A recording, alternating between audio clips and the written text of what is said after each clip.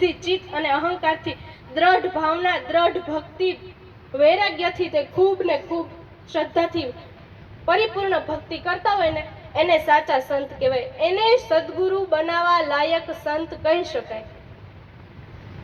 સંત મહાપુરુષ એને જ કહી શકાય કે જે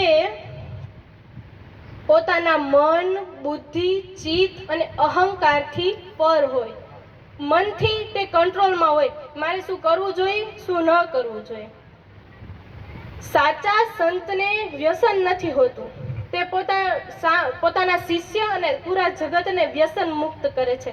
તેને જ સાચા સદગુરુ કહેવાય, સાચા સંત કહેવાય. માતા પિતા, સદગુરુ એ ખૂબ જ મહત્વના કહેવાય. કારણ કે કોઈ પણ વ્યક્તિના જીવનમાં સાચા માર્ગ પર દોરનારા માતા પિતા અને સંત હશે તો જ તેનું જીવન ધન્ય બની જશે.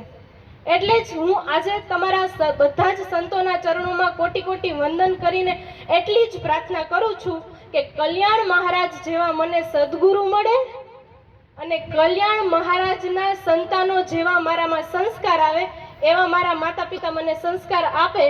બસ એટલું જ તે. જય ગુરુ મહારાજ.